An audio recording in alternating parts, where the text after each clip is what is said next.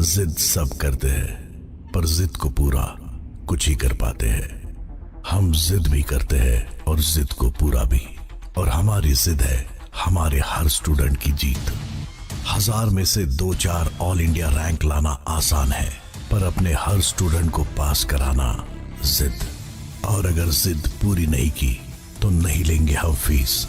मतलब साफ है, पास नहीं तो फीस नहीं। हम है विद्योदय, हम जिद करते हैं और जिद को पूरा भी।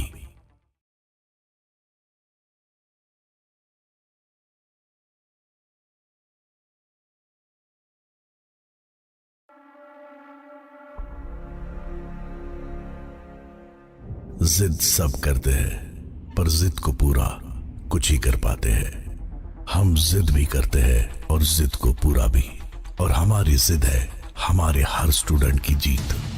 1000 में से 2-4 ऑल इंडिया रैंक लाना आसान है, पर अपने हर स्टूडेंट को पास कराना जिद। और अगर जिद पूरी नहीं की तो नहीं लेंगे हम फीस। मतलब साफ है, पास नहीं तो फीस नहीं। हम है विद्योदय, हम जिद करते हैं और जिद को पूरा भी।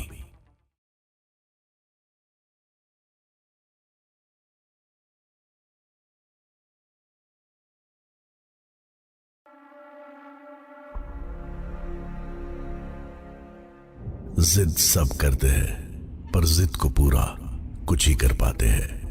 हम जिद भी करते हैं और जिद को पूरा भी।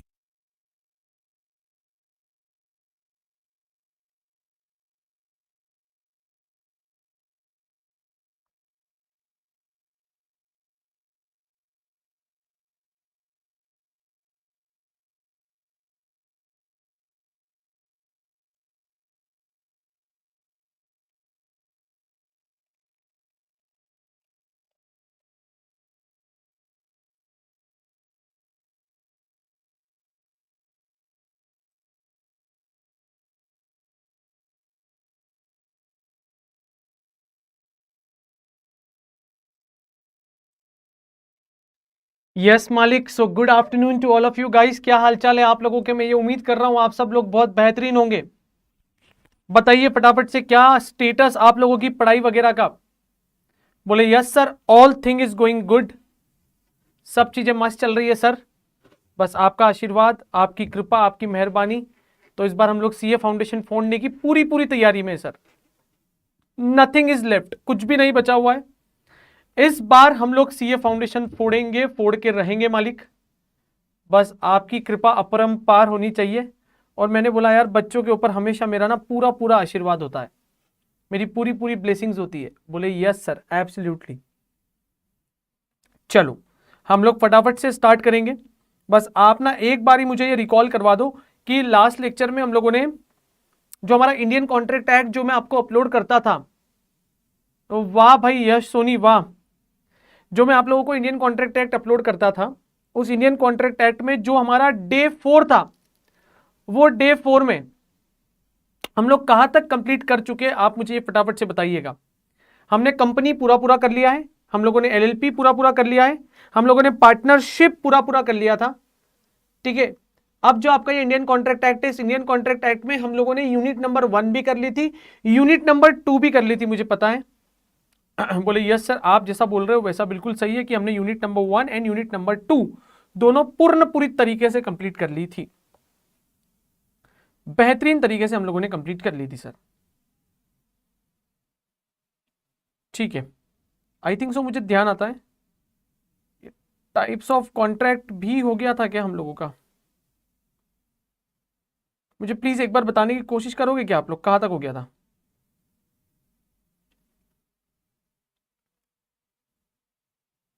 हाँ जी, प्लीज लेट मी नो, एक बार मुझे बताइए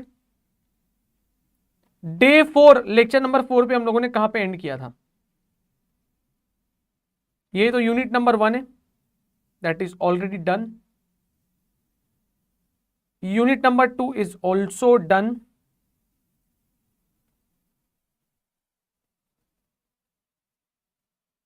यूनिट 3 से स्टार्ट करना है।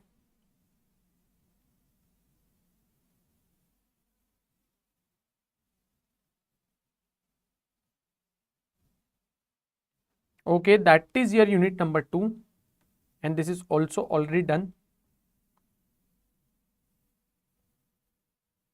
Yes. So यूनिट नंबर 3 से स्टार्ट करेंगे.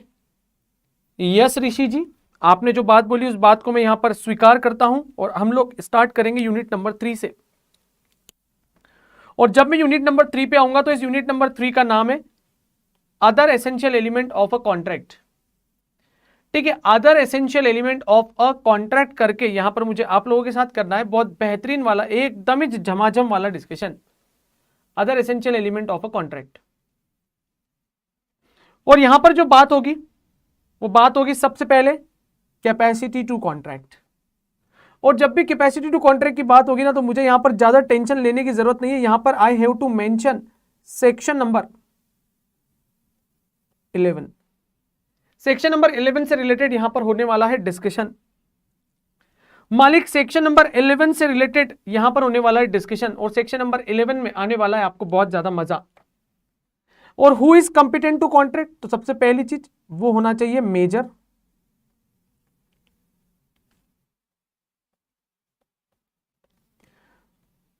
वो होना चाहिए मालिक साउंड माइंड का. वो होना चाहिए मालिक पूरी तरीके से सॉल्वेंट.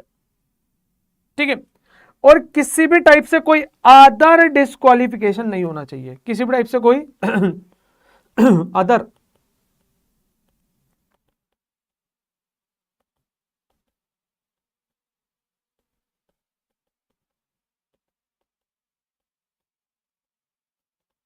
डिस्क्वालिफिकेशन नहीं होना चाहिए.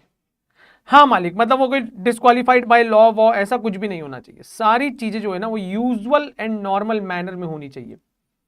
सारी चीजें जो है ना मालिक वो एकदम यूजुअल और एकदम नॉर्मल मैनर में होनी चाहिए. बोले यस सर, आपकी हमको सारी की सारी बातें जो है वो समझ में आती है. ठीक है, बोले done sir, absolutely fine, absolutely perfect. चलो, वेरी वेरी गुड योगेश मेरे भाई, बहुत अच्छी बात बोली है आपने. ठीक है, यस. चलो आगे देखते हैं आगे क्या बोलना चाह रहा है ये. सबसे पहले एज ऑफ मेजॉरिटी. तो जो मेजॉरिटी की एज है, आपको जब भी एग्जाम में क्वेश्चन आएगा आपको अपने आंसर में ये लिखना पड़ेगा कि जो माइनॉरिटी और मेजॉरिटी की जो एज है वो कहां से डिफाइन की जाती है. इंडियन मेजॉरिटी एक्ट 1875 से. कहां से डिफाइन की जाती है? इंडियन मेजॉरिटी एक्ट 1875 से डिफाइन की जाती है. 1875 इंडियन मेजॉरिटी एक्ट यहां से डिफाइन की जाती है. Very very good Shreyansh Mishra जी.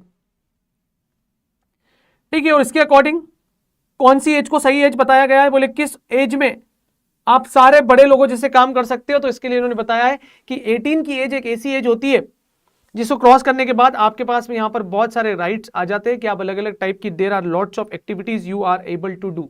आप बहुत सारे ऐसे काम कर सकते हो. बोले ठीक है सर, उसके लिए कौन सी एज होनी चाहिए? उसके लिए जो एज होनी चाहिए वो 18 प्लस की एज होनी चाहिए. 18 प्लस की एज होनी चाहिए. बोले यस सर, ओके ठीक है sir, no problem at all. ठीक है, फिर उसके बाद में इन्होंने क्या बोला है कि contract with minor will be treated as void ab initio. Minor के साथ किया गया कॉन्ट्रैक्ट हमेशा क्या माना जाएगा? वॉइड एब इनिशियो माना जाएगा. वॉइड एब इनिशियो माना जाएगा. ठीक है, वॉइड एब इनिशियो माना जाएगा.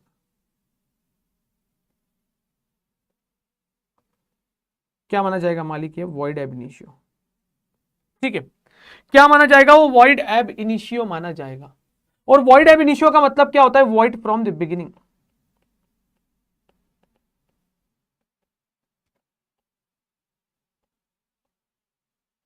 Void from the beginning. और यहां पर एक बहुत फेमस केस लॉ है. कितने बच्चों को ये केस लॉ याद है? प्लीज मेरे देश के नौजवान मुझे बताने की कोशिश करेंगे कितने बच्चों को ये पर्टिकुलर केस लॉ याद है, जिसका नाम है मौरी बीबी वर्सेस धर्मोदास घोष. 1903 सन 1903 का ये केस लॉ है. 1903 में हुआ ये केस लॉ है मौरी बीबी वर्सेस धर्मोदास घोष का. कितने बच्चों को ये पर्टिकुलर केस लॉ जो है वो याद है मालिक? प्लीज लेट मी नो, मुझे बताना. मौरी बीबी वर्सेस धर्मोदास घोष का केस. बोले यस सर, हमको पता है सर, मौरी बीबी वर्सेस धर्मोदास घोष बहुत अच्छे से पता है सर. बेहतरीन तोड़ केस लॉ था मालिक, ये तोड़. ठीक है, तो यहां पर इन्होंने बताया कि माइनर के साथ किए गए सारे के सारे कॉन्ट्रैक्ट क्या होते हैं, वॉइड एब इनिशियो होते हैं। लेकिन आप लोगों को यहां पर यह भी पता होगा कि यदि माइनर को यदि कोई नेसेसिटी सप्लाई करना है और उसके नेसेसिटी सप्लाई के लिए यदि आप उसके साथ में कोई एग्रीमेंट कर रहे हो, कोई कॉन्ट्रैक्ट कर रहे हो, तो वो ऑलवेज वॉइड नहीं होंगे, वो माने जाएंगे आपके वैलिड कॉन्ट्रैक्ट। वो वॉइड नहीं होगा मालिक, वो वैलिड माना जाएगा, वो वैलिड होगा। But in case of necessity supply, necessity supply के केस में होना चाहिए। यदि नेसेसिटी सप्लाई के केस में तो वो क्या माना जाएगा, वो वैलिड माना जाएगा। प्लीज लेट मी नो कितने बच्चों को ये कॉन्सेप्ट पता है। बोले यस सर, हमको ये कॉन्सेप्ट पता है, बहुत अच्छे से पता है, no problem at all sir, हमको बहुत अच्छे से पता है। मैंने बोला दैट इज गुड। ठीक है, आगे इन्होंने बोला है नो रेटिफिकेशन। रेटिफिकेशन का मतलब होता है अप्रूवल। रेटिफिकेशन का मतलब होता है अप्रूव करना। रेटिफिकेशन का मतलब क्या होता है मालिक, मेरे देश के नौजवानों, रेटिफिकेशन का मतलब होता है यहां पर अप्रूव करना। पांडे जी, आपको पता है मेरा टेलीग्राम चैनल है, उस टेलीग्राम चैनल का मैं ना अभी इस लेक्चर के बाद में लिंक जो है ना वो डिस्क्रिप्शन बॉक्स में डाल दूंगा। बिना कूपन कोड अप्लाई किए आप वहां से क्या कर सकते हो, मेरे नोट्स डाउनलोड कर सकते हो मालिक। कोई कूपन कोड वगैरह लगाने की जरूरत नहीं है। Without applying coupon code you can download my all the notes at single place. बोले डन मालिक। तो यहां पर इन्होंने क्या बोला है, यदि मान लीजिए वो माइनर, जिस समय आपने कॉन्ट्रैक्ट किया था उस समय वो माइनर था, लेकिन आज बच्चा बड़ा हो गया है।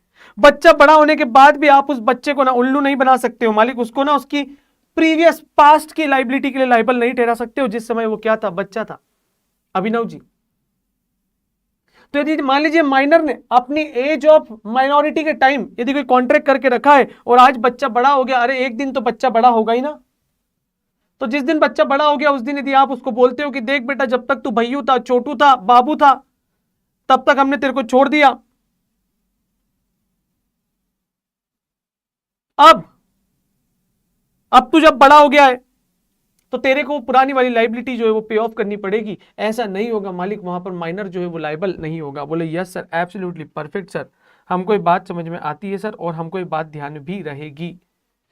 उसके बाद यदि हम लोग बात करें तो यहां पे इन्होंने बोला है a minor can not ratify the agreement on attending the age of majority as original agreement is void ab initio and void agreement can never be ratified. Void agreement को हम लोग कभी भी रेटिफाई नहीं कर सकते हैं।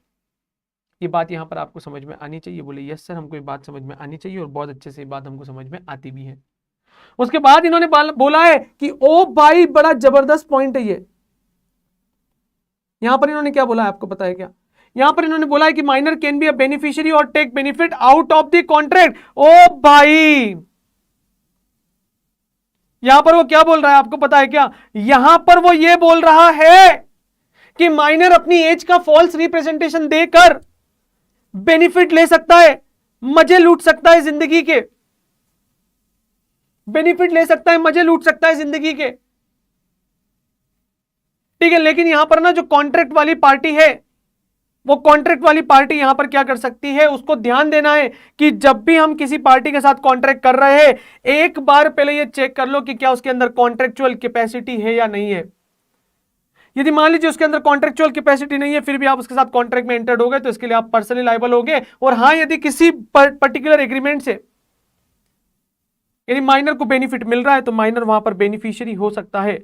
नालायक अवनी जैन, मैं यहां पर यूनिट नंबर 3 करवा रहा हूं। Why you are telling me कि सर यदि मैं यूनिट नंबर 3 नहीं करूंगी तो चलेगा क्या? नालायक अवनी, ठीक है, बोले डन सर। चलो हम लोग यहां पर समझने की कोशिश करते हैं। हां, बिल्कुल सही। फिर है minor can always plead minority. Minor हमेशा अपनी माइनॉरिटी का संज्ञान दे सकता है और लोगों को उल्लू बना सकता है। माइनर, हां सचिन, ओके, माइनर जो है वो हमेशा अपनी माइनॉरिटी का रेफरेंस देकर सामने वाली पार्टी को ना उल्लू बना के उसके साथ कॉन्ट्रैक्ट में एंटर्ड हो सकता है। माइनर ना बड़ा खतरनाक होता है। अक्सर आप देखना, ये जो बच्चे होते हैं ना, बच्चे ना बड़े लोगों को उल्लू बना बना के बड़े सारे काम करवा लेते हैं।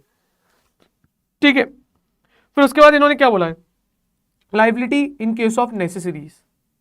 Rule of estoppel is not applicable here. Rule of estoppel is not applicable here. Yes मालिक, यस, यहां पर ना स्टॉपेल का रूल जो है वो एप्लीकेबल नहीं होता है। परफेक्टली फाइन आप आंसर कर रहे हो, यहां पर there is no problem at all, बिल्कुल सही आंसर है।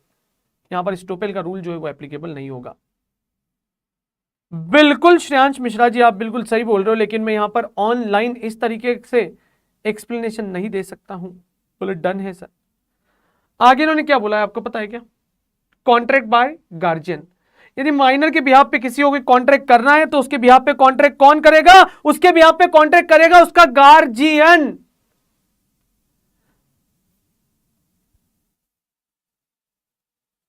नहीं नहीं, योगेश योगेश योगेश योगेश योगेश बेटा, योगेश बेटा, योगेश बेटा, नो पर्सनल चिट चैट। अपन को किसी से पर्सनल चिट चैट नहीं करने बेटे। हम लोग यहाँ पे पढ़ने आए हैं, है ना, किसी की वाट थोड़ी लगाने आए बे धुंडू।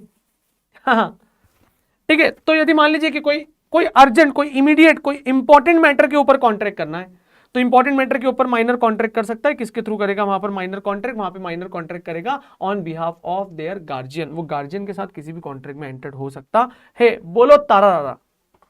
ठीक है। नो स्पेसिफिक परफॉर्मेंस, कोई स्पेसिफिक परफॉर्मेंस की उसकी जरूरत नहीं पड़ती है। माइनर कभी इंसॉल्वेंट नहीं होता है, कोई इंसॉल्वेंसी नहीं आती है। माइनर केवल और केवल पार्टनरशिप फॉर्म में only and only for profit के लिए एंटर्ड हो सकता है। आप कभी भी उसके ऊपर किसी भी तरीके की कोई भी जिम्मेदारियां नहीं थोप सकते हो, यह बात आपको ध्यान रखना है। आप उसके ऊपर किसी भी टाइप की कोई भी जिम्मेदारियों को नहीं थोप सकते हो। भाई बच्चे भगवान का रूप होते हैं और आप भगवान के ऊपर कोई जिम्मेदारियां थोड़ी डाल सकते हो। बोले यस सर, हम आपकी बात समझ रहे हैं सर, माइनर भगवान का रूप है, बच्चे बच्चे भगवान का रूप है। बोले सर लेकिन ये बच्चे ही वो होते हैं जो वाट लगा देते हैं sir. Okay done. Minor can B an agent, yes minor agent हो सकता है, बट इस केस में जो भी रिस्पॉन्सिबिलिटी होगी वो सारी की सारी रिस्पॉन्सिबिलिटी किसकी हो जाएगी? प्रिंसिपल की। माइनर की सारी रिस्पॉन्सिबिलिटीज किसकी हो जाएगी मालिक? यहां पर प्रिंसिपल की। ठीक है। All the responsibility of the minor agent, जो भी माइनर एजेंट होगा उस माइनर एजेंट की सारी रिस्पॉन्सिबिलिटीज जो है वो किसकी हो जाएगी? उस माइनर एजेंट की सारी रिस्पॉन्सिबिलिटीज जो है ना वो प्रिंसिपल की हो जाएगी, प्रिंसिपल की हो जाएगी। बोले yes sir, absolutely perfect sir, पूरी तरीके से हमको ये बात समझ में आती है। There is no problem at all. आगे, minor can not bind parents और गार्जियन। माइनर पेमेंट के लिए कभी भी पेरेंट्स या गार्जियन को बाइंड नहीं कर सकता। आपको पता है ऐसा कभी भी नहीं हो सकता है। माइनर कभी भी पेमेंट के लिए, है ना, माइनर कभी भी अपने पेमेंट के लिए, है ना, वो अपने पेरेंट्स या गार्जियन को बाइंड नहीं करेगा। मतलब माइनर के जो पेरेंट्स या गार्जियन है ना, वो उसके बिहाफ पे कॉन्ट्रैक्ट में एंटर्ड होंगे, बट हर बार रिस्पॉन्सिबल हो ऐसा जरूरी नहीं है। हर बार रिस्पॉन्सिबिलिटी पेरेंट्स की हो मालिक, ऐसा जरूरी नहीं है। अदरवाइज हमारे इंडिया में काफी सारे ऐसे नालायक बच्चे भी होते हैं जो ना जाने क्या क्या करके आ जाए और बेचारे उनके चक्कर में उनके पेरेंट्स और गार्जियन के ऊपर लाइबिलिटी आ जाएगी। हे बोलने के लिए बच्चे, लेकिन बच्चे कुछ ऐसे ऐसे काम कर देंगे ना जिसके लिए रिस्पॉन्सिबल कौन बन जाएंगे मालिक? उनके पेरेंट्स बन जाएंगे। और मैं कभी भी नहीं चाहता हूं कि हमारे देश में ऐसी सिचुएशन आए। हाँ लाला। बोले यस सर, हमको बात समझ में आती है। चलो आगे बढ़ते हैं। आगे इन्होंने क्या बोला है? Joint contract by minor and adult. भाई यदि मान लीजिए कोई भी ज्वाइंट कॉन्ट्रैक्ट किया है आपने माइनर या अडल्ट के साथ में, तो मालिक वहां पर माइनर की कोई भी रिस्पॉन्सिबिलिटी लाइबिलिटी नहीं रहेगी। और यदि मान लीजिए कोई बेनिफिट मिलता है तो बेनिफिट पूरा पूरा माइनर जो है वो अकेले एंजॉय करेगा, वो किसी और के साथ में उस बेनिफिट को शेयर नहीं करेगा। This particular point, this particular fact आपके नॉलेज में होना चाहिए। That is very very important, बहुत ज्यादा इंपॉर्टेंट पॉइंट है। बोले यस सर, हमको ये बात समझ में आती है। That is very very good point, very very good point. बताओ मेरे नन्हे मुन्ने बच्चों, आपको जल्दी से क्या ये बात समझ में आती है क्या? आपको आज बताना ही पड़ेगा, आपको मेरे इस क्वेश्चन का आंसर देना पड़ेगा। क्या जितने पॉइंट मैंने आपको बताए क्या आपको उतने पॉइंट समझ में आते हैं क्या? Please let me know, hit the like button. अरे ये अपन कोई सस्ते यूट्यूबर थोड़ी है भाई, अपन तो teacher teacher teacher teacher teacher. अरे वो गलती से फ्लो में निकल गया भाई। Use my coupon code. अरे भाई किस चीज का कूपन कोड बे ढूंढू? कोई कूपन कोड नहीं। ठीक है, हाँ यस सर। और यहां पर एक केस लॉ भी है। देखो मेरी क्लास का एक बच्चा यहां पर केस लॉ का नाम भी बोल रहा है, सेन दास वर्सेस रामचंद। अडल्ट लाइबल होगा, माइनर नहीं। ठीक है। बोले सर छोड़ दो सर, वो कूपन कोड वाले ना बेचारे कब से परेशान हो रहे, रो रहे सर, वो आपके नाम से रो रहे हैं। आपने सर उनकी दुकानदारी बंद करने की कगार पे आ गए हो सर आप। चलो, श्योरिटी फॉर अ माइनर। हाँ, माइनर के लिए यहां पर ना कोई पर्टिकुलर पर्सन श्योरिटी हो सकता है। ठीक है। और जो श्योरिटी होगा ना मालिक, उस श्योरिटी की रिस्पॉन्सिबिलिटी होगी कि यदि माइनर ने कोई गड़बड़ घोटाला कर दिया और यदि पेमेंट नहीं किया तो उसके बिहाफ पे जिसने श्योरिटी दी है वो श्योरिटी को क्या करना पड़ेगा? लाला, यहां पर पेमेंट करना पड़ेगा। वो प्रतीक सर ने ना जानबूझकर मेरी बात को आगे बढ़ाने के लिए, उसको फेमस करने के लिए कूपन कोड यूज किया था। एंड मैंने उनको बोला था कि मेरी क्लास के बच्चों के सामने ना कूपन कोड यूज मत करना, बच्चे ना कूपन कोड का तोड़ निकाल देंगे। और मेरी क्लास के बच्चों ने क्या किया पता है, उस कूपन कोड का तोड़ निकाल दिया। उन्होंने क्या किया, वो चार्ट डाउनलोड करके ग्रुप पे शेयर कर दिए। बोले लो मालिक, लोग कर लो बात। हाँ, मैंने पीपी सर को बोला था, अरे भाई मत करो, मेरी क्लास के बच्चे वो कूपन कोड यूज करने वालों के लिए ना तोड़ निकाल के ले आते हैं, और गजब तोड़ निकाल के लाए थे भाई आप। Minor as a share holder, मालिक सुनो एक चीज, ये बड़ी इंपॉर्टेंट है, पॉइंट नंबर 14 बड़ा इंपॉर्टेंट है। आप ना ये पॉइंट नंबर 14 एक बार रीड करो ना, this is very very important ना। मैं आपको बोल रहा हूं इंपॉर्टेंट मतलब एक्चुअल में इंपॉर्टेंट है, ठीक है। ये पॉइंट नंबर 14 पढ़ो, minor as a share holder. इसके ऊपर एग्जाम में क्वेश्चन आ भी सकता है आपको ना यहां पर एक केस स्टडी बना के दे सकता है, वो केस स्टडी बना के दे सकता है। हाँ, केस स्टडी बना के दे सकता है। क्या माइनर किसी कंपनी में शेयर होल्डर हो सकता है क्या? सर माइनर कभी भी किसी भी कंपनी में शेयर होल्डर नहीं होगा, और उसका नाम भी कभी भी किसी भी कंपनी की रजिस्टर ऑफ मेंबर में नहीं लिखा जाएगा। क्यों नहीं लिखा जाएगा? बिकॉज माइनर के अंदर कॉन्ट्रेक्चुअल कैपेसिटी नहीं होती, और चूंकि उसके अंदर कॉन्ट्रेक्चुअल कैपेसिटी नहीं है, इसलिए उसका नाम जो है वो लिस्ट ऑफ मेंबर में, रजिस्टर ऑफ मेंबर में नहीं लिखा जाएगा। बट हां, यदि मान लीजिए उसके पास में कोई शेयर्स रखे हुए हैं, तो वो शेयर्स क्या कर सकता है, किसी और को ट्रांसफर कर सकता है मालिक। That is very important point, we should remember you. आपको ध्यान रखना, ये बहुत इंपॉर्टेंट डिस्कशन है ये। सर रिसाइंड का मतलब होता है कैंसिल, खत्म करना, cancellation, tata bye bye goodbye, खत्म। ऐश पांडे जी उसको हम लोग बोलते हैं यहां पर rescind. If minor become a share holder by false representation, the company उसका नाम हटा देगी, बिल्कुल हटा देगी। बिल्कुल सही बात बोल रहे हो, मुझे आपकी बात से बिल्कुल भी शिकायतें नहीं है। अब बाय नहीं कर सकता है मालिक, बिल्कुल भी नहीं कर सकता, ठीक है, बाय नहीं कर सकता है। डन सर, ठीक है। और लाइबिलिटी फॉर टॉर्ट, ठीक है। तो यहां पर इन्होंने क्या बोला आपको पता है, माइनर कभी भी टॉर्ट के लिए लाइबल नहीं होगा, और यदि टॉर्ट वगैरह कुछ भी होगा तो it will be treated as breach of contract. ये क्या माना जाएगा आपको पता है क्या? It will be treated as breach of contract. ये ब्रीच ऑफ कॉन्ट्रैक्ट माना जाएगा। जल्दी से प्लीज लेट मी नो, मुझे बताओ कितने बच्चों को इस ब्रीच ऑफ कॉन्ट्रैक्ट का मीनिंग पता है? कितने बच्चों को इस ब्रीच ऑफ कॉन्ट्रैक्ट का मीनिंग पता है? ब्रीच ऑफ कॉन्ट्रैक्ट का मतलब होता है मालिक, एक तरीके से ये हो चुका है आपके लिए civil civil civil civil civil wrong. एक तरीके से ये हो चुका है आप लोगों के लिए सिविल रॉन्ग। सिविल रॉन्ग हो गया है भाई, सिविल रॉन्ग हो गया है, गलती हो गई, गलती हो गई, बहुत गलत बात हो गई। इसको हम लोग क्या बोलते हैं आपको पता है क्या? It is known as what? Civil wrong, ठीक है। अब देखो यहां पर सेक्शन नंबर 12 जो है ना, ये माइनर की बात सेक्शन नंबर 11 में हो गई मेरे देश के नौजवानों। अब यहां पर सेक्शन नंबर 12 में जो बात होगी, वो 12 में किसकी बात होती है? Person of sound mind. तो मालिक दूसरी सेकंड बेस्ट क्वालिटी जो एक कॉन्ट्रेक्चुअल कैपेसिटी जो एक पर्सन की दिखाती है कि पर्सन के अंदर कौन सी कॉन्ट्रेक्चुअल कैपेसिटी होनी चाहिए, तो वो यहां पर बोलते हैं कि person should be of sound mind. वो साउंड माइंड का पर्सन होना चाहिए, वो अनसाउंड माइंड का पर्सन नहीं होना चाहिए। वो धूर्त मूर्ख पागल बावला नहीं होना चाहिए, वो धूर्त मूर्ख पागल बावला नहीं होना चाहिए। वो पर्सन जो है ना, वो एक साउंड माइंड का होना चाहिए, एक अच्छे माइंड का पर्सन होना चाहिए। जब जाकर उनके बीच में क्या हो सकता है? जब जाकर उनके बीच में उसके अंदर कॉन्ट्रेक्चुअल कैपेसिटी होती है। और आपको यह चीज भी पता होगी कि यदि कोई पर्सन जनरली साउंड माइंड का होता है, लेकिन कभी कभी अनसाउंड माइंड का हो गया, जिस समय वो अनसाउंड माइंड का हो गया उस समय किए गए कॉन्ट्रैक्ट वॉइड होते। यदि कोई पर्सन जनरली अनसाउंड माइंड का रहता है, लेकिन यदि वो साउंड माइंड का बन गया है, यदि वो साउंड माइंड का बन गया है और उस समय यदि कॉन्ट्रैक्ट किया और बाद में वो वापस अनसाउंड माइंड का बन जाता है, तो मालिक उस केस में किए गए कॉन्ट्रैक्ट, सारे के सारे कॉन्ट्रैक्ट जो होंगे ना, वो क्या माने जाएंगे? वॉइड एब इनिशियो माने जाएंगे। एक बात बताओ, क्या आपको यह चीज पता है या नहीं है? बात समझ में आती है या नहीं है? बोले यस सर, बोले यस सर, हमको बात समझ में आती है, बात समझ में आती है, हमको पूरी पूरी बहुत अच्छे से बात समझ में आती है। बोले डन सर, ठीक है, चलो ना सर, चलो आगे बढ़ते हैं। मैंने बोला चलो, ठीक है। साउंड माइंड का पर्सन यदि किसी समय अनसाउंड माइंड का है, तो उस समय उसके साथ किए गए सारे के सारे कॉन्ट्रैक्ट वॉइड एब इनिशियो होते हैं। अनसाउंड माइंड का पर्सन यदि किसी पर्टिकुलर टाइम पे साउंड माइंड का है, उसके साथ किए गए सारे के सारे कॉन्ट्रैक्ट जो है वो क्या माने जाते हैं, वैलिड माने जाते हैं। आपको मेरी यदि इतनी बात समझ में आती है तो फटाफट से बताइए, बोले डन सर, हमको ये बात जो है वो परफेक्टली समझ में आती है, हम यहां से आगे भी बढ़ सकते हैं, बहुत अच्छे तरीके से आगे बढ़ सकते हैं।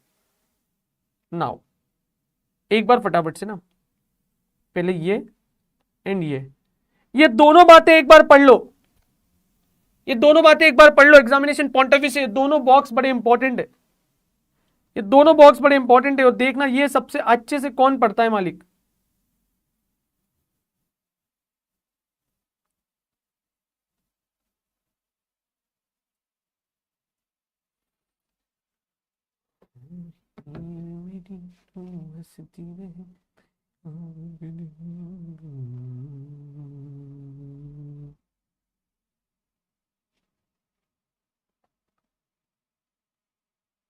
डन सर, पढ़ लिया।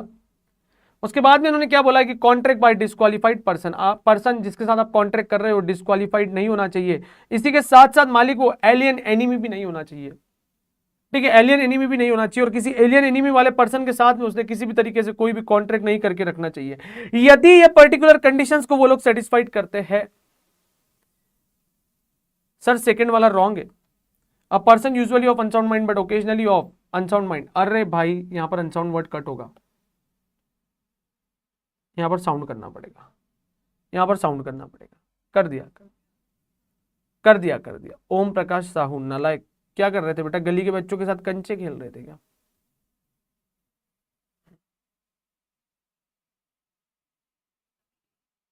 और यहां पर उल्टा हो गया है, यहां पर 1 मिनट रुको, मैं इसको पूरा सही कर देता हूं, 1 मिनट रुको, मैं इसको पूरा सही कर देता हूं।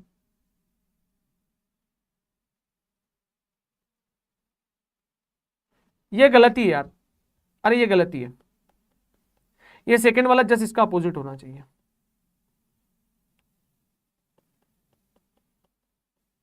ये इसका अपोजिट होना चाहिए।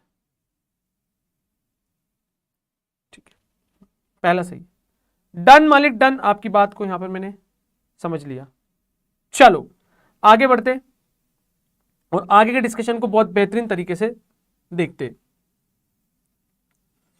एंड इस ऊपर वाली कैटेगरी में कौन पर्सन फॉल होते, इस ऊपर वाली कैटेगरी में जो पर्सन फॉल होते उनका नाम है, उनका नाम है फॉरेन सोवेनियर्स, एम्बेसेडर्स। एम्बेसेडर्स मतलब एम्बेसेडर्स को बोला जाता है विदेशी राजदूत।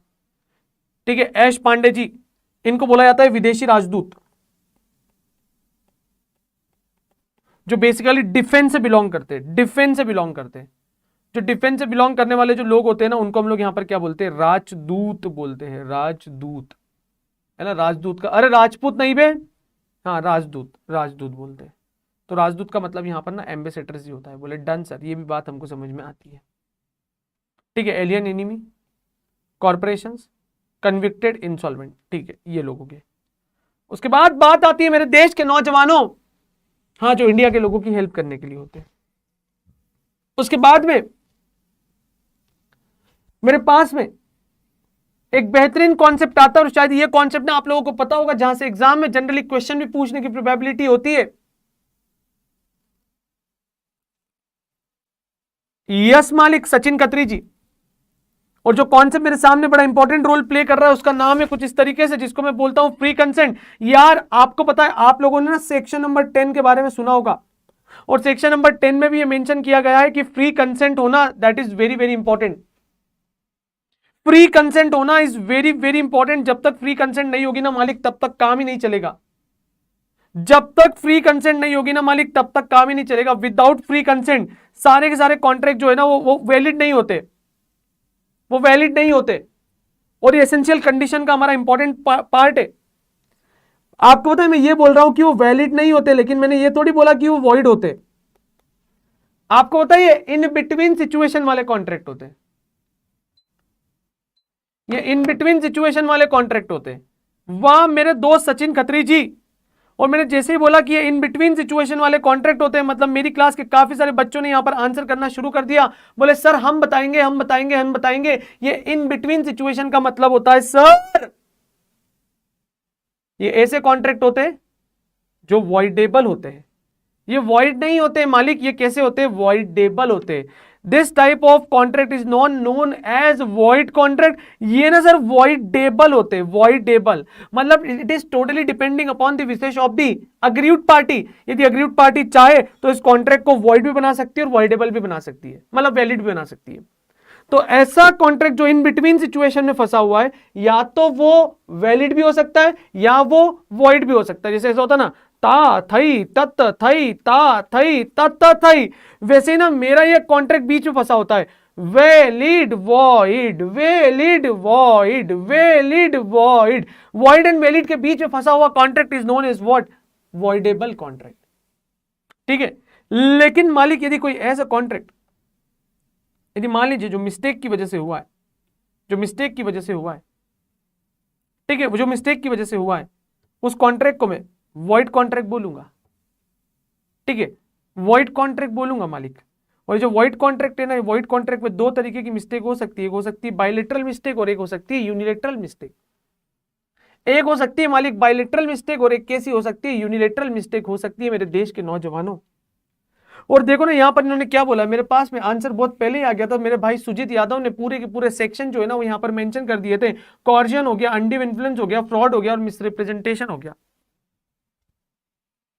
ठीक है, हाँ, ओम प्रकाश साहू जी यूनिट नंबर 3 में आए हम लोग। ठीक है, और इनका इफेक्ट होगा कि कॉन्ट्रैक्ट वॉइडेबल हो जाएगा। ठीक है, सबसे पहले सेक्शन नंबर 13 में क्या बोलता है, definition of consent. Free consent का मतलब क्या होता है मालिक, जहां पर विदाउट इंपोजिंग एनी प्रेशर,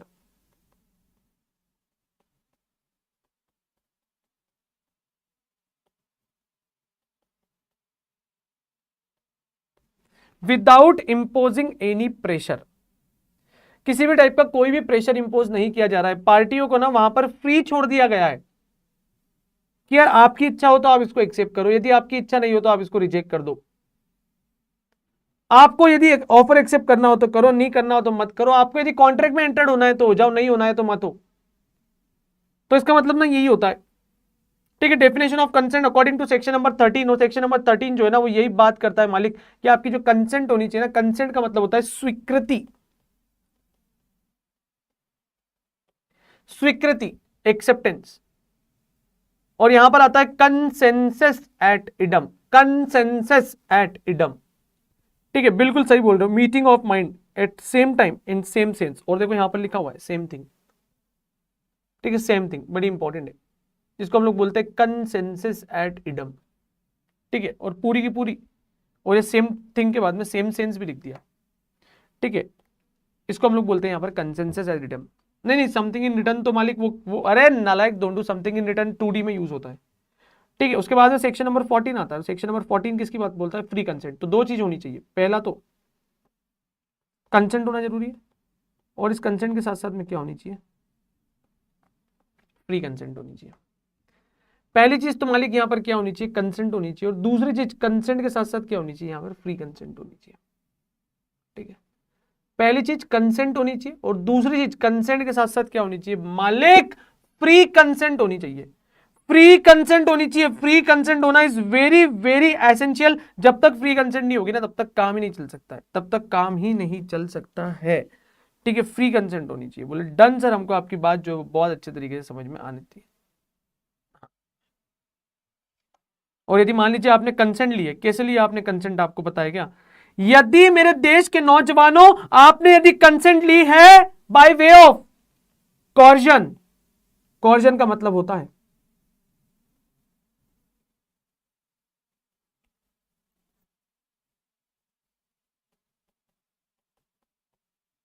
उत्पीड़न।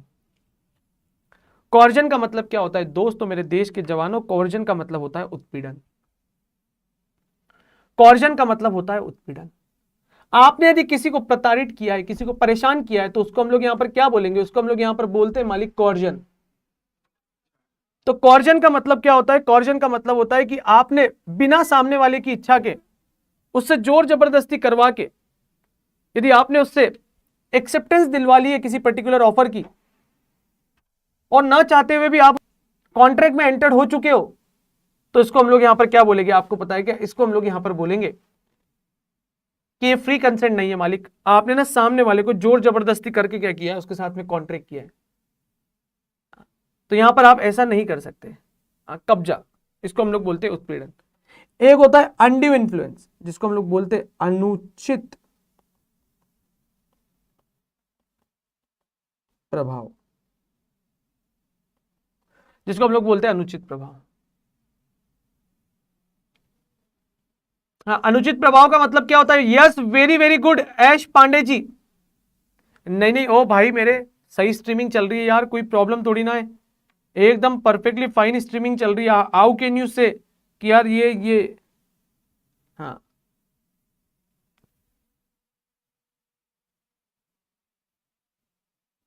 नालायक श्रेयांश मिश्रा जी, जैसे गौरव सर को घर बेचना था पर तुम गए, गन दिखाई और ले लिया कम प्राइस में।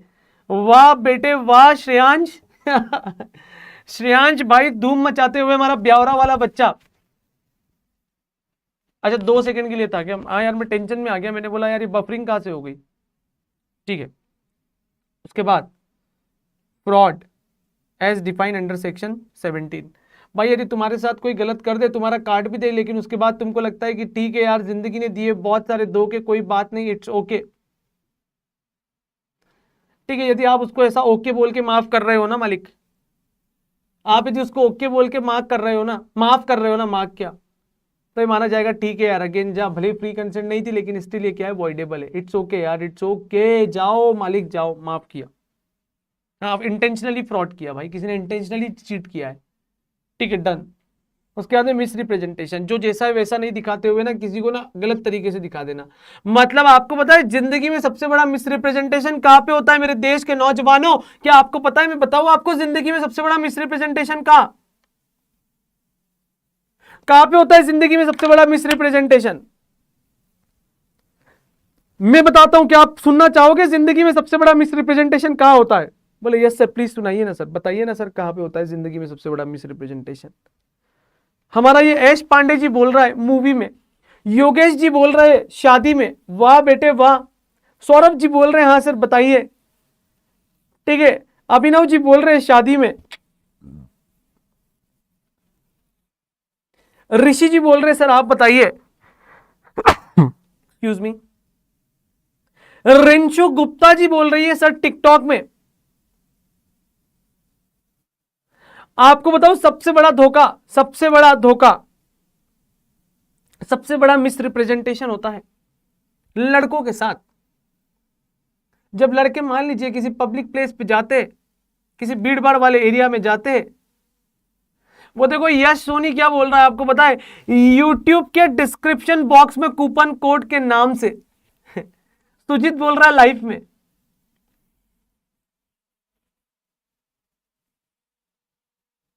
क्या बात है, सचिन खत्री जी ने मेरे दिल की बात बोल दी। आपको पता है जिंदगी में सबसे बड़ा धोखा वही होता है कि हमको यही समझ में नहीं आता है कि सामने वाला हमको हंस के देख रहा है या देख के हंस रहा है। और आपको पता है वही मेरे देश के काफी सारे नौजवान ना गलत फहमियां पाल लेते हैं। इसलिए मैं उनको अक्सर बोलता हूं कि जिंदगी में कुत्ते पाल लो, बिल्लियां पाल लो, पर कभी भी गलत फहमियां मत पालना। जिंदगी में असली धोखा तो वही होता है यार आप लोगों के साथ। आपको यही समझ में नहीं आता है कि सामने वाला ना आपको देख के हंस रहा है या हंस के देख रहा है। ठीक है, वो देखो हमारी शिखा रजक जी भी क्लास में आ गई। आजकल शिखा के वीडियो देखने नहीं मिल रहा है, आजकल शिखा ने रील बनाना बंद कर दी। ओ सॉरी, आई फॉरगॉट भाई, एग्जाम पास में आ रही है इसलिए हमको ना शिखा की रील्स देखने नहीं मिल रही है। अदरवाइज हमारे देश का टैलेंट एक तरफ और रील बना रहा है, लेकिन शिखा सही सही समय पे सही सही काम कर लेती है। वो देखो वो यश पांडे जी, अब सोच रहा हूं कि आंखों पे पट्टी बांध लूं, हाँ धृतराष्ट्र बन जाओ। ठीक है, चलो भाई आगे। उसके बाद में उन्होंने बोला है मिस्टेक, और मिस्टेक के लिए 3 सेक्शन होते हैं, सेक्शन नंबर 20, 21 एंड 22। बोले डन सर। ठीक है, और आगे देखो ना इन्होंने क्या बोला है।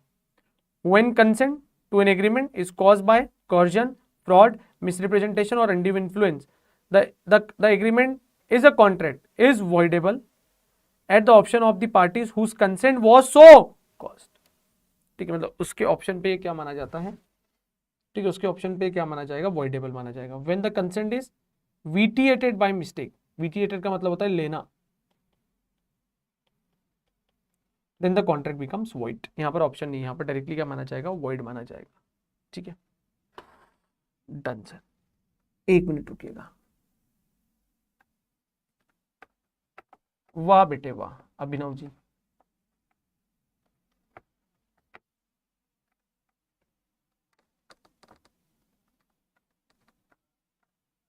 नालायक श्रेयांश मिश्रा जी, अच्छा हुआ बेटा उसने आपको ना कोई 5-10 रुपए के, 1 हाथ 2 रुपए का कोई खुला सिक्का नहीं दे दिया।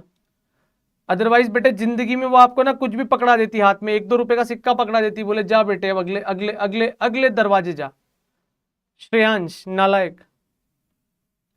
चलो, तो यहां पर ना आपको कॉर्जन का मीनिंग भी पता है। ठीक है, एक बार फटाफट से ये कॉर्जन पढ़ो ना, ये कॉर्जन पढ़ो, आपको बहुत सारी चीजें समझ में आ जाएगी। थोड़ा सा अंधेरा सा हो चुका है यार।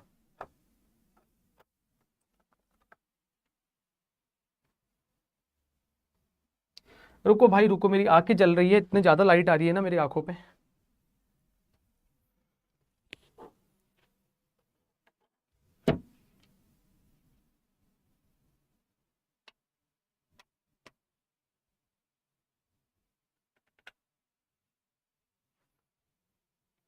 नहीं, आज टिकटॉक वाली लाइट नहीं है मालिक, आज ना वो दूसरी वाली लाइट है।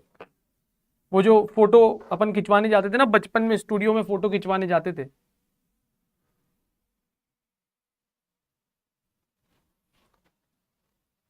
चलो, तो वो फोटो खिंचवाने जाते थे, जो स्टूडियो में लाइट लगी रहती थी ना वो। ये चैप्टर कितने मार्क्स का आएगा? ये चैप्टर का वेटेज सबसे ज्यादा है, सबसे ज्यादा वेटेज है।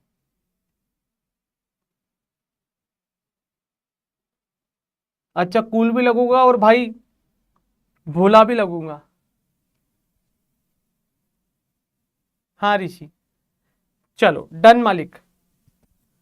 उसके बाद ना अंडिव इन्फ्लुएंस, अंडिव इन्फ्लुएंस का मतलब क्या होता है पता है? यहां पर एक पार्टी जो होती है ना वो डोमिनेंट की पोजीशन में होती है, वो डोमिनेटिंग पोजीशन में होती है, और जो दूसरी पार्टी होती है ना वो थोड़ी वीक पोजीशन में होती है। तो जो डोमिनेंट पोजीशन में जो पार्टी होती है ना वो वीक पोजीशन वाली पार्टी का ना फायदा उठाती है, बेनिफिट उठाती है। जो डोमिनेंट वाली पोजीशन में जो पार्टी होती है ना वो वीक वाली पार्टी का क्या उठाती है मालिक? फायदा उठाती है।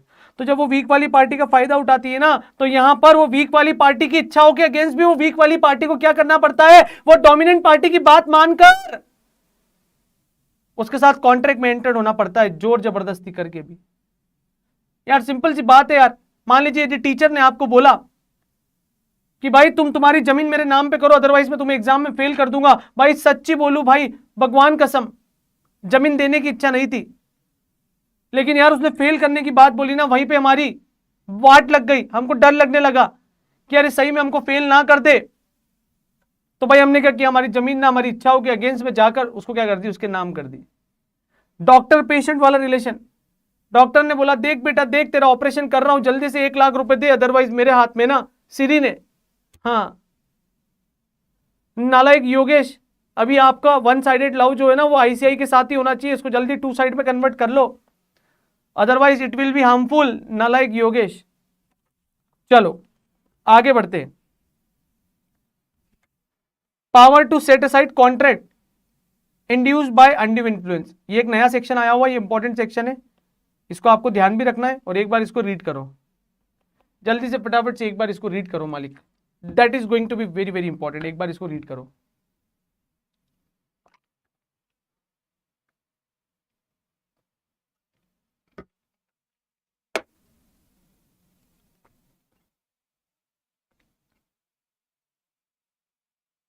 किडनी बाहर निकाल दूंगा, हाँ ऐसा भी तो हो सकता है अभिनव जी। इसका इंक्लूडिंग एग्जाम्पल भी रीड आउट करना आप, और यहां पर जो एग्जाम्पल है ना मनी लेंडर वाला, that is very very good example.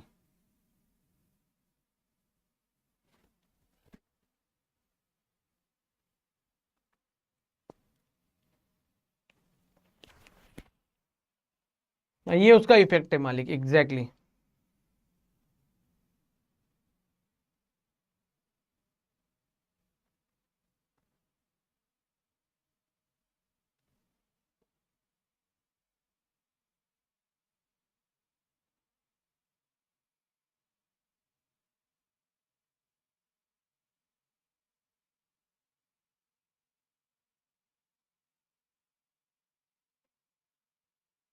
शांति से रीड करो।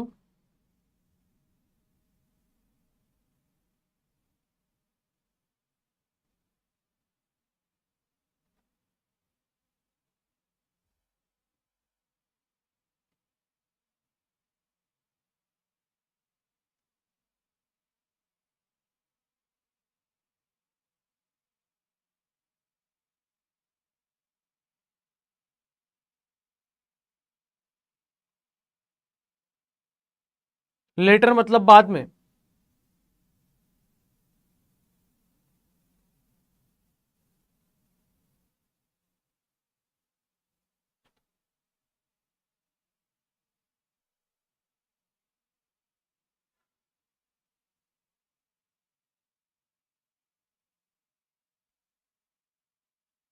यस सचिन खत्री जी।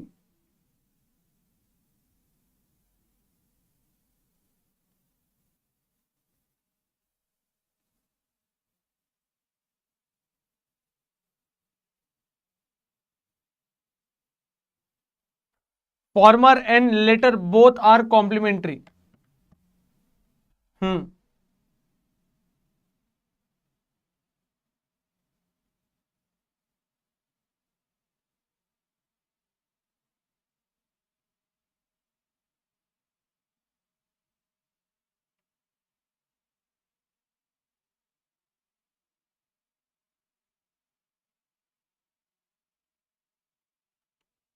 डन डन डन, काफी सारे बच्चे बोल रहे हैं डन। और जब आप लोगों ने पढ़ लिया है मालिक, तो एक बार फटाफट से ये फ्रॉड वाला सेक्शन नंबर 17 भी पढ़ो। इस बार के एग्जामिनेशन पॉइंट ऑफ व्यू से सेक्शन नंबर 17 मुझे इंपॉर्टेंट लगता है।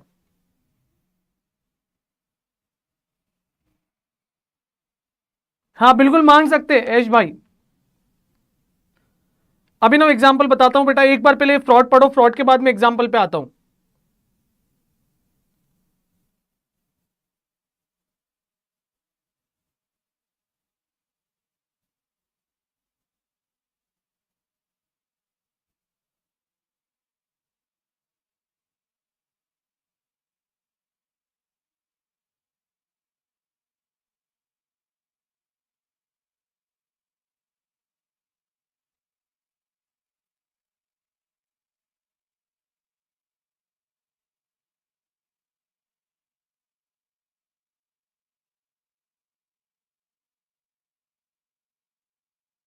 डिसीव का मतलब होता है छुपाना। डिसीव का मतलब होता है छुपाना, धोखा देना, किसी को धोखा देना।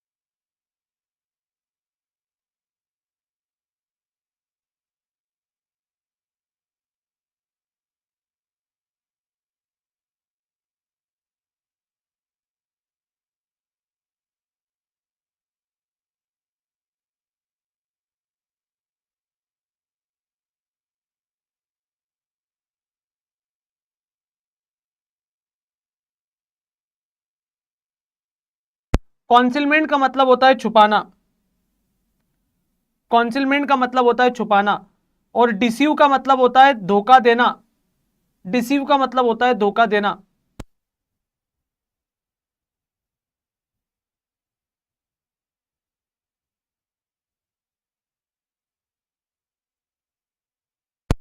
भाई मनी लेंडर का मतलब, देखो देखो देखो, बड़ा ध्यान से सुनना।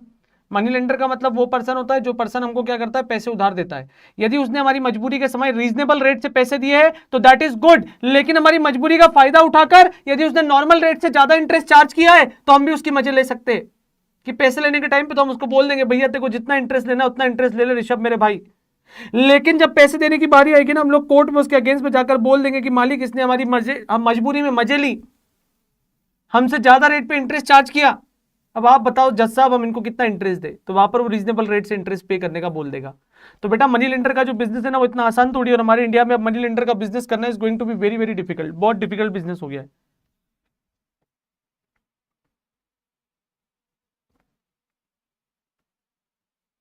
कोई बात नहीं ओम प्रकाश साहू जी, यदि एग्जाम्पल आपको समझ में नहीं आ रहा है तो आपको नॉर्मल नॉर्मल एग्जाम्पल से काम चला लेना है। बट हाँ, इस कॉन्सेप्ट को रीड करके जाओ, ये concept, that this concept is very very important. इस कॉन्सेप्ट को आपको रीड करके जाना है। आज जमींदार, मनी लेंडर, इनको हम लोग बोलते हैं यहां पर। मनी लेंडर का मतलब होता है जमींदार, साहूकारिता।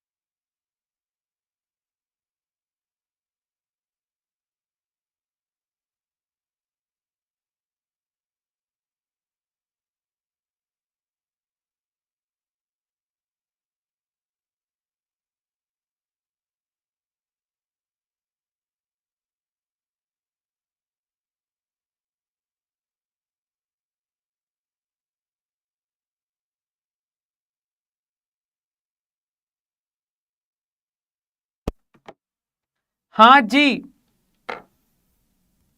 हाँ श्रेयांश, ये बात तो आप सही बोल रहे हो बेटा कि होता तो ऐसे ही है जिंदगी में। आजकल के लोग ना इतने चालाक हो गए कि पैसा तो ले लेते, बोलते हैं सेठ 5% का इंटरेस्ट लेगा, ले ले, लेकिन बाद में वो अपनी ले लेते हैं, भाई पैसे नहीं देते। बहुत मुश्किल हो गया आजकल मनी लेंडर लोगों का बिजनेस, बहुत ज्यादा मुश्किल हो गया है, बहुत ज्यादा मुश्किल हो गया है मालिक, मनी लेंडर लोगों का बिजनेस बहुत ज्यादा मुश्किल हो गया है।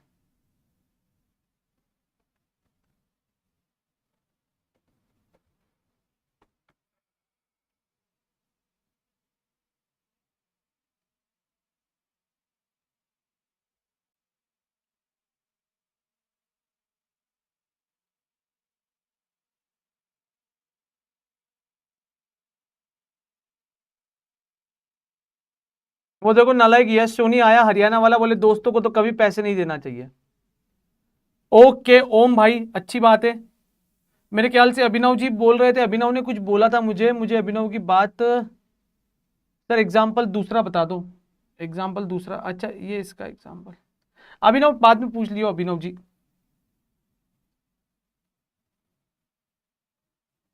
आपको पता है ये वाला कॉन्सेप्ट हम लोग ना पहले ही कवर कर चुके हैं, ठीक है। और मैं यहां पर ना as I told you earlier, मैंने आपको बताया है कि जब, देखो अच्छे अच्छे से बताता हूं,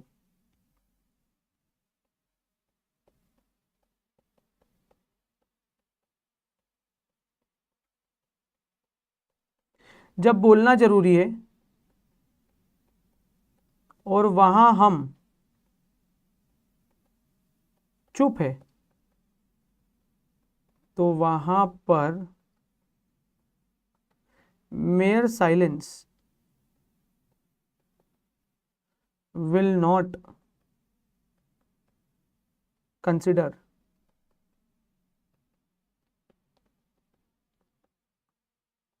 as part of acceptance, तब वहां पर mere silence will not considered as part of acceptance. ठीक है, ठीक है, लेकिन जब ऐसा है,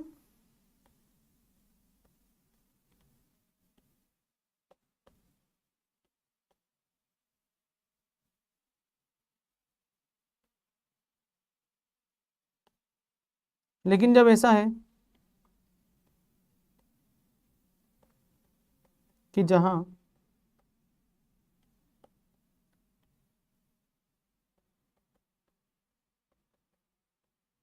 चुप रहना ही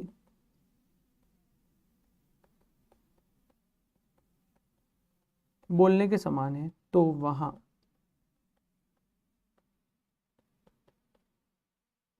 mayor silence will part of acceptance. सारे के सारे बच्चों को ना ये बात, मेरी क्लास के बच्चों को पहले से ही पता थी। बोलो हाँ या ना मालिक, क्या ये बात आपको पहले से ही पता थी या नहीं थी? बोले यस सर हमको पता थी। बोले हमको पता थी सर, हमको ये बात पहले से ही पता थी।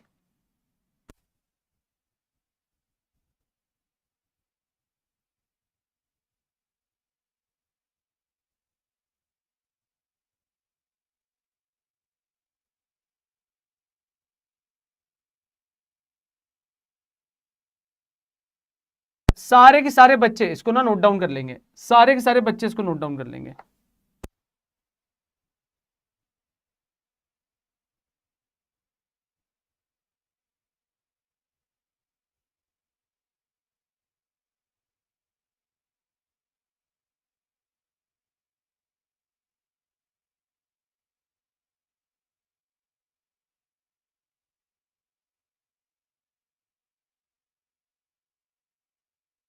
आगे बढ़ेंगे हम लोग यहां पर, और यहां पर इन्होंने क्या बोला है, साइलेंट इज वेन फ्रॉड, कब आपका साइलेंस जो है वो फ्रॉड माना जाएगा।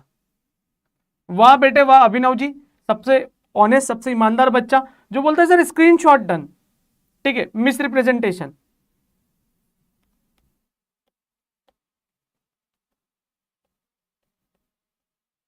किसी बात के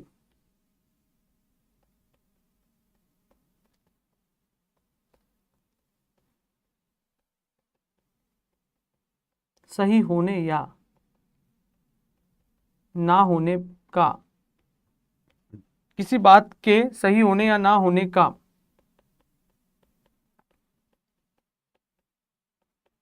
सामने वाले को ही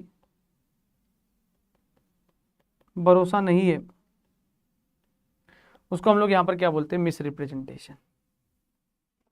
उसको हम लोग क्या बोलते हैं मालिक? यहां पर मिस रिप्रेजेंटेशन बोलते हैं। उसको हम लोग यहां पर क्या बोलते हैं मालिक? मिस रिप्रेजेंटेशन बोलते हैं। मिस रिप्रेजेंटेशन, जल्दी से लिख लो।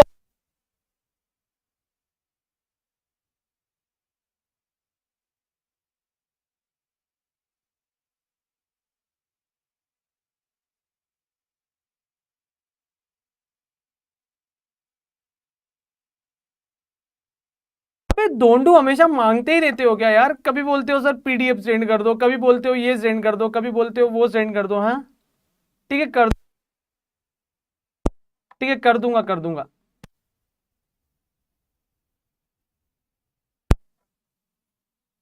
चलो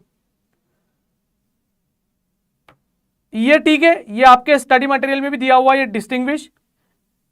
ठीक है, इसको भी थोड़ा सा पढ़ना है आपको, ये इंपॉर्टेंट हो सकता है।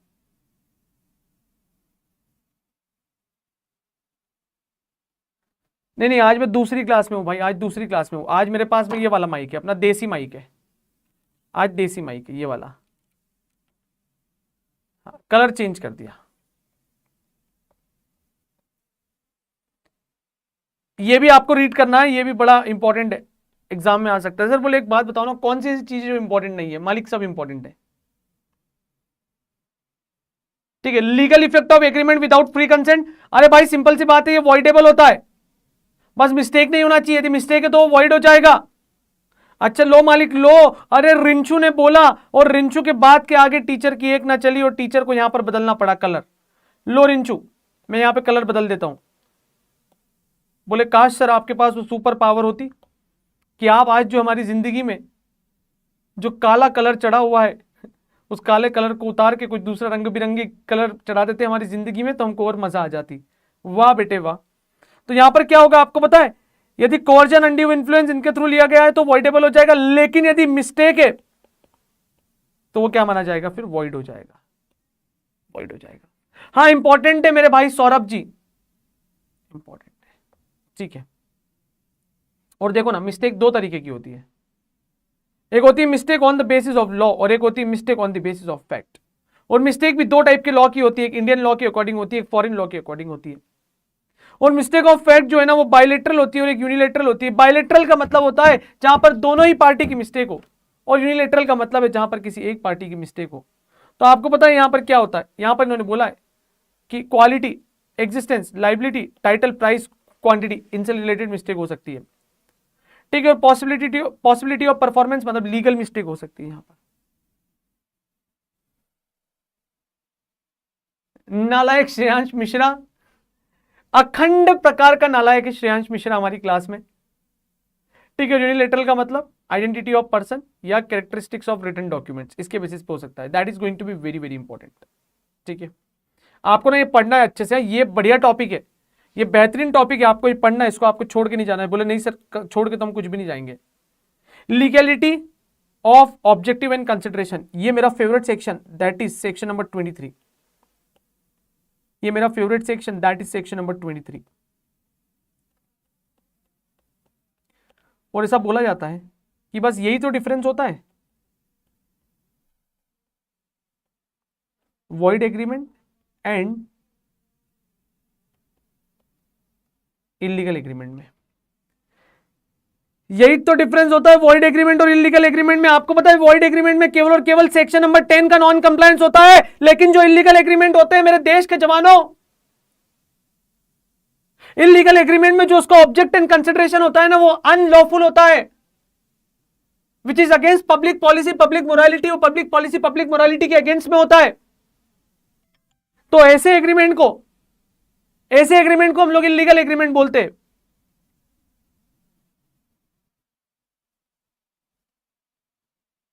आपको पता है ऐश पांडे जी ऐसे लोगों को ना गिरगिट बोलते,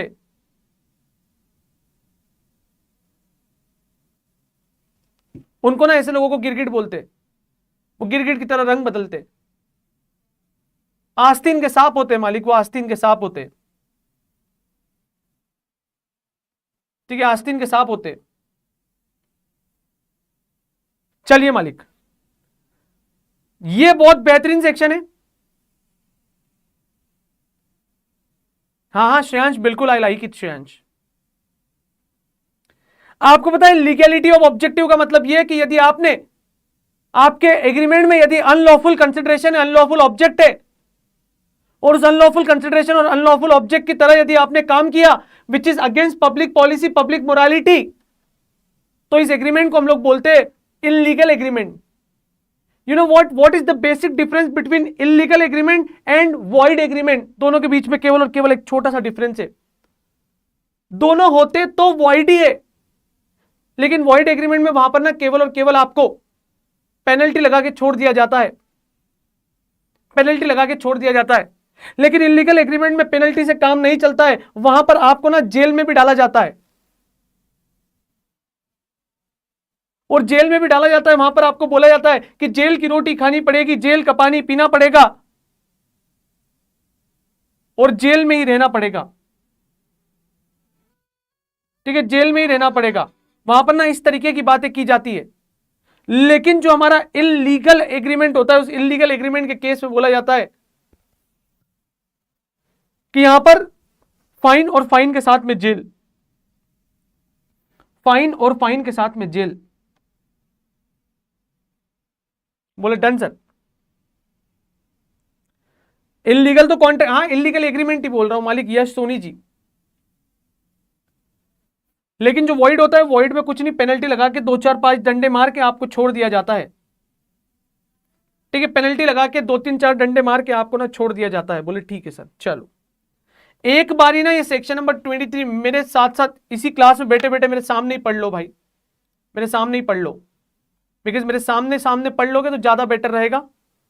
घर पे जाने आपको न जाने क्या क्या काम रहते हैं।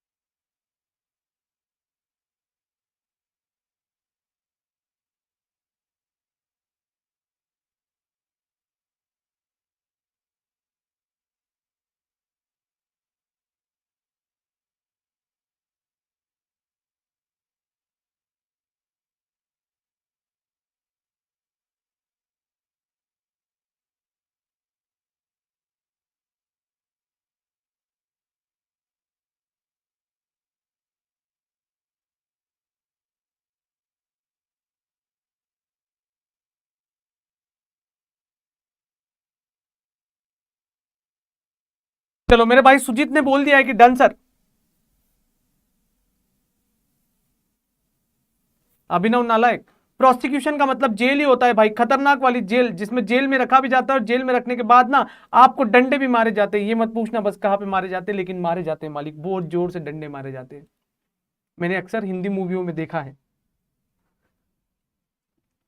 चलो एक बारी एग्जाम्पल नंबर 37 और 38 भी देखो ना, क्या ये एग्जाम्पल आपको समझ में आ रहे हैं क्या?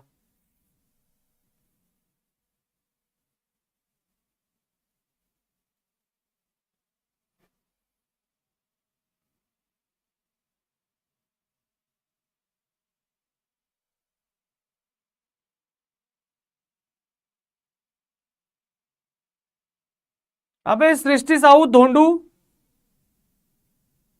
आधे घंटे पे 1 घंटे पहले हो गया वो टॉपिक। अब आप 2 की स्पीड पे देख के कवर करने की कोशिश कर रहे हो और वहां पे आंसर भी कर रही हो सृष्टि साहू।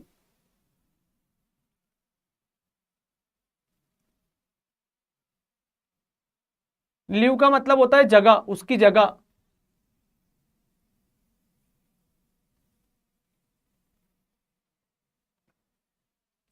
एबेंडम का मतलब होता है खत्म होना, समाप्त होना, सीज होना, उसको बोलते हैं एबेंडम।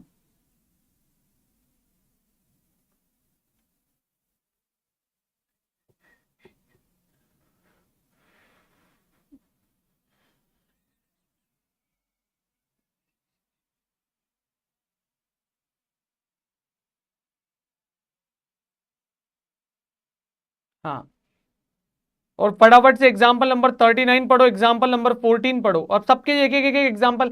यार इतना तो पढ़ लियो यार घर पे यार, यदि आप जिंदगी में इतना ही नहीं पढ़ पाओगे तो कैसे काम चलेगा। बोले यस सर पढ़ लेंगे, आप हम पे भरोसा तो करो सर। यदि आपने हम पे भरोसा किया ना तो हम उस भरोसे को जनरली इतनी जल्दी तो नहीं तोड़ेंगे। ठीक है मालिक। तो मालिक यार एक काम करते हैं, अभी ना हम लोग यहीं पे रुकते हैं। If it is possible for me, यदि मेरे लिए पॉसिबल हुआ तो मैं आप लोगों के लिए ना 7 o'clock पे एक बार फिर से आऊंगा, if it is possible for me. और यदि नहीं हो पाया ना तो हम लोग इसको कल करेंगे कंप्लीट, क्योंकि आगे भी ना बहुत इंपॉर्टेंट डिस्कशन है, और ये इंपॉर्टेंट डिस्कशन ना मुझे आप लोगों के साथ में डिस्कस करना बेहद जरूरी है। आई विल ट्राई, मैं जब भी आने वाला रहूंगा ना आपको पहले से इन्फॉर्म कर दूंगा, 15 मिनट 20 मिनट पहले ग्रुप पे इन्फॉर्म कर दूंगा आप लोगों को। ठीक है, तो अभी हम लोग आज यहीं पे रुकते हैं, अभी इतना डिस्कशन खत्म करते हैं, क्योंकि एक बार आपको भी पढ़ना बहुत जरूरी है। मेरी तबीयत एकदम मस्त है भाई, बेहतरीन तरीके से। ठीक है सुजीत भाई, आई डोंट नो, अभी मुझे नहीं पता है, मैं एक बार पता करके बताता हूं मालिक। ठीक है, सो अभी हम लोग यही रोकते हैं। ठीक है, और वो जो भी लिंक वगैरह होगी वो मैं अपलोड करवा दूंगा 15 मिनट पहले, इतना आप पढ़ लो।